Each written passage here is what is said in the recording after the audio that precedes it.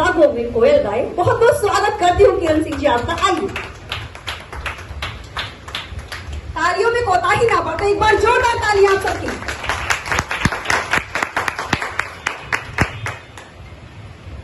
सबसे पहले मैं आप सभी की उपस्थिति को बहुत बहुत प्रणाम करती हूँ और रियल बिहार सोसाइटी में आप सभी का हार्दिक स्वागत करती हूँ। अभी जो प्रेम मोहब्बत की कहानी चल रही है, कभी सीमा हैदर की, कभी ज्योति मौर्य की, तो मैं एक ऐसी कहानी लिखी हूँ जो कि सती सावित्री की। दीदी थोड़ा सा आगे, थोड़ा आगे आ जाओ, आगे आ जाओ, आगे आ जाओ, आगे आ जाओ। तो मैं वहां से शुरू करती हूँ। एक राजकुमारी एक तालाब में एक दिन नहाने जाती हैं, तो उन्हें एक लकड़हारा दिखता है जिसे देखकर वो मंत्रमुग्ध हो जाती हैं और उससे प्रेम कर बैठती हैं। तो वहां पे जब वो आती हैं घर पे, अपने अन्न जल का त्याग कर देती हैं। तो जब उनके दुख का कारण परिवारजनों को पता चलता है तो पूछते हैं, तो जिद करती नहीं, मैं शादी उन्हीं से करूंगी। तो वहां नारद जी आते हैं। नारद जी क्या कहते हैं सुनिएगा, कि मेरे शब्दों को रखना तुम संभाल, सत्य कहता हूँ मैं मर जाएगा वो साल भर के बाद। सावित्री यूं लगी कहने हाथ जोड़ के, मैं जी नहीं सकती सत्यवान को छोड़ के। जीने मरने की कोई राह नहीं, हो जाऊंगी विधवा मुझे परवाह नहीं। सत्यवान लकड़हारा है ये जानती हूँ मैं, फिर भी उनको ही अपना पति मानती हूँ मैं। सत्यवान को अच्छी तरह पहचान चुकी हूँ, कसम भगवान की अपना पति मान चुकी हूँ। मानी न एक सभी ने मना लिया, एक रोज शादी सत्यवान से रचा लिया। शादी रचा के जंगल में जाके रहने लगी पति के संग, तूफान में भी तान दिया प्यार का पतंग। हंसी हंसी के हुक्म वो पति का बजाती थी रात दिन, दुख में भी मगने रहती थी नारी सुहागिन। महल की रानी झोपड़ी में जाके बास की, दिन रात थी सेवा में ससुर और सास की।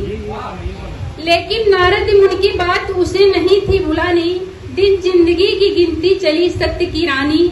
जिस दिन बीता एक साल सुनिए ध्यान से, सत्यवान चला जंगल में लकड़ी काटने। हंस के पकड़ के पति का हाथ, आज मैं भी चलूंगी तुम्हारे साथ। पति व पत्नी पहुँचे जंगल में जाकर, जैसे सत्यवान पेड़ पर चढ़ा गिरा चकराए कर। सावित्री ने लौट उसे अपने आंचल में लिया, हे ईश्वर तूने झटका हमको कैसा दिया। फिर लिटाकर लगी सर को दबाने, यमराज के बेकार गए सारे बहाने। कुछ देर इंतजार यूं यमराज ने किया, फिर प्राण सत्यवान का मुट्ठी में लिया। प्राण लेके अदमपुर की राह ली, तब दामन पकड़कर सावित्री इस तरह बोली, छीना सिंदूर तूने मेरा पर कुछ सोचा विचारा नहीं।